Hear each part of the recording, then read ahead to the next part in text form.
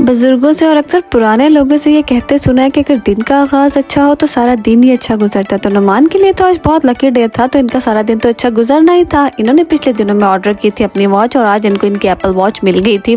और इनसे ज़्यादा मैं खुश थी क्योंकि नुमान इज़ अ पर्सन जो अपने ऊपर एक पैनी भी नहीं खर्च करते। ये जब एक रुपया भी अपने ऊपर लगा लेंगे ना तो ये सोचते रहते हैं हाय मैंने फजूल खर्च कर दिया, मेरे पैसे ज़ाया हो गए।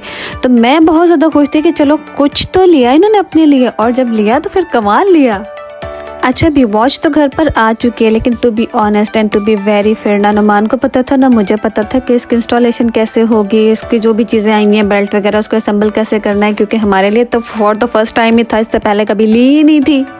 अब हम दोनों एक दूसरे से पूछ रहे हैं इसका क्या करना है उसका क्या करना है। खैर करते कराते हम लोगों ने कर लिया। ऑब्वियसली टेक्नोलॉजी इतनी भी मुश्किल नहीं होती, बस आपको 2-4 चीज़ें ही होती हैं, वो पता लग जाए तो हो ही जाता है। चलें जी, Apple Watch is ready to wear. और इसके बाद अब बारी आ गई थी जरीश की तैयार होने की। अब जरीश उठ चुकी थी उतनी देर तक, इसको फटाफट तैयार किया और black frock, black suit, black shoes, कुछ भी ब्लैक हो, ये मैडम बहुत खुश होती है। इसके ना ये खानदानी कलर है कि सबको ब्लैक बहुत पसंद है, इसके दादी को, इसके बाबा को, इसके चाचू को, everybody in love with the black colour.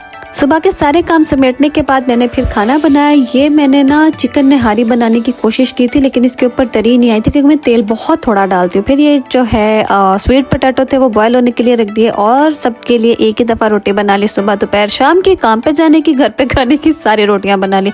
और चेक करें ज़रा मैं कितनी एक्सपर्ट हो गई हूँ, इतनी गोल रोटी बनती है और पूरे के पूरे तवे के साइज़ की। एक वक्त था जब मुझे रोटी बनानी ही नहीं आती थी, इवन पेड़ा भी नहीं करना आता था, और अब तो मुझे लगता है मैं तंदूर वाली बाजी बन चुकी हूँ।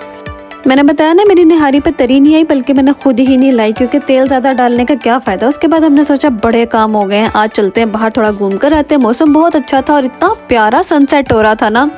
और घर जाते हुए रास्ते में जब हम लोगों ने ये ट्रक देखा तो हमारी जान निकल गई, क्योंकि ये सड़क के ऊपर नमक फेंक रहा था, जिसका मतलब यह था कि अब स्नोफॉल होने लगी है, टेम्परेचर बहुत ज़्यादा गिर जाना। ऑलरेडी इतनी ज़्यादा ठंड है और ज़्यादा बर्फ़ हो जाएगी तो फिर कहाँ पर हालात जाएंगे। तो बस इसी टेंशन में ना हमने फटाफट इसको फॉलो किया क्योंकि हमारे घर के रास्ते में ही जा रहा था।